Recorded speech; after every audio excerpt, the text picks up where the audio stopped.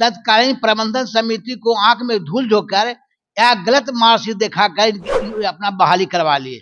जब धीरे धीरे उनकी नियुक्ति की जांच आवेदन की जांच हुआ, अलग रूम में बैठ करके छात्राओं को बरकरार करके अलग फार्म भरना शुरू कर दिए, जबकि इनके फार्म भराने का कोई अधिकार नहीं है। इनका सर्टिफिकेट जाली है, ये फिर भी इनको हटाए गए। हम लोग प्रबंधन समिति को आवेदन दिया कि इनकी नियुक्ति जो है गलत है। नमस्कार, मैं मनीष और आप देख रहे हैं मीडिया दर्शन। हमारे साथ मौजूद हैं महिला महाविद्यालय के प्रिंसिपल रामाशीष यादव। आपको बता दें कि इन्होंने बकायदा अपने प्रबंधन समिति को एक आवेदन दिया है। आवेदन में सीधे तौर पे ये लिखा है कि सुरेंद्र दास और उमेश यादव ये दोनों जो हैं महाविद्यालय के एक्टिविटी में जो है गलत ढंग से शामिल हैं और इनके पास जो डिग्री भी है वो भी फॉल्स डिग्री है।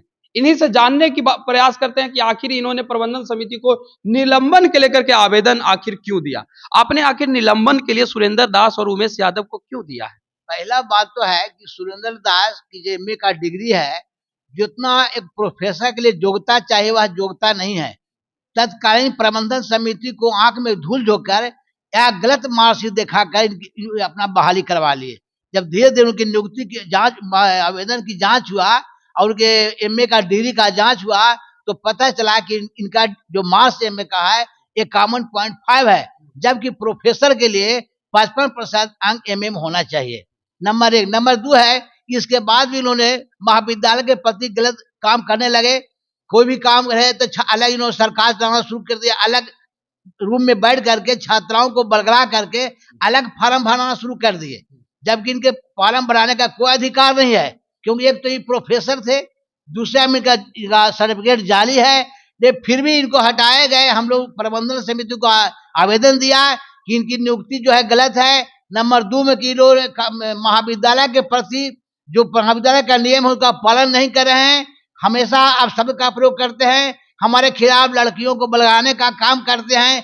इसलिए यह प्रबंधन समिति का अधिकार है कि इन लोग को प्रबंधन समिति विश्वविद्यालय के कंडिका 24(1) के अंतर्गत किस जो कोई भी प्रोफेसर की यदि बहाली गलती हो जाती है या गलत विरोधी कार्य करता है तो प्रबंधन समिति का अधिकार है कि किसको निलंबित किया जा सकता है। मैंने इस बात की जानकारी प्रबंधन समिति को दिया है। इसके बाद प्रबंधन समिति ने 13 तारीख को बजावते मीटिंग किया।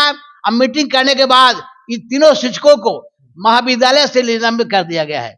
अब ये शिक्षक मेरे महाविद्यालय में कभी आ सकते हैं, न इंटरफेयर कर सकते हैं, न महाविद्यालय कार्य के हमारे कार्य को ही कर सकते हैं। लेकिन ये लोग फिर भी पार्ट 3 के प्रैक्टिकल के परीक्षा में, जबकि मेरा कॉलेज मेरे यहाँ है या कॉलेज मन्ना में है, इन्होंने टेकारी में बैठ के छात्राओं को बरकराने का काम किया और 50 छात्राओं को करीब उन्होंने पैसा लेकर के प्रैक्टिकल में सम्मिलित नहीं उन्होंने दिया। मैंने विवश होकर इन लोगों को सूचना दिया, लेकिन जब नहीं माने तो मैंने विवश होकर इन लोगों को अपसेट कर दिया।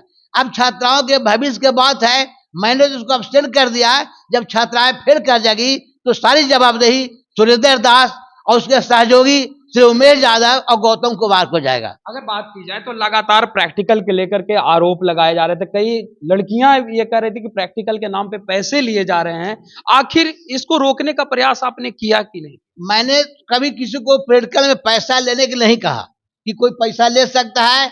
हाँ, मान लिया कि कोई लड़की खुशी से किसी को देती है तो उसमें हम बाई जबरदस्ती नहीं कर सकते, लेकिन हमने किसी को ऐसा आदेश नहीं दिया कि प्रैक्टिकल के नाम पर आप लोग पैसा लीजिए। तो ये लोग जो लिए हैं पैसा, 50 लोगों का नाम आपने बताया कि 50 बच्चियों से पैसा इन्होंने लिया है। हाँ। इन लोगों की कार्रवाई के लिए आपने क्या किया? अभी हम लोग सारे व्यवस्था के लिए हम विश्वविद्यालय को लिख दिया है, रजिस्ट्रार को सूचना दे दिया है, परीक्षा नियंत्रक को सूचित दे दिया है और निदेशक बिहार सरकार पटना को भी दे दिया है। इसके बाद हम लोग कुछ समय के बाद इन लोग पर हम लोग कानूनी कार्रवाई करेंगे। ये थे हमारे साथ महिला महाविद्यालय के प्रिंसिपल रामाशीष यादव, जिन्होंने सीधे तौर पे कहा कि सुरेंद्र दास, गौतम कुमार और उमेश यादव ये तीनों मिलकर महाविद्यालय के एक्टिविटी में गलत रूप से शामिल रहे और छात्राओं के साथ खास करके प्रैक्टिकल के नाम पे अवैध वसूली भी इन्होंने किया है और लगभग 50 से 60 ऐसे छात्राएं हैं जिससे प्रैक्टिकल के नाम पे पैसे जो है वसूल किए गए, जिसके लेकर के मैंने रजिस्ट्रार को भी इंफॉर्मेशन दे दी है और उन पे कार्रवाई की मांग भी की है। इस तरह के तमाम अपडेट के लिए देखते रहे मीडिया दर्शन। धन्यवाद।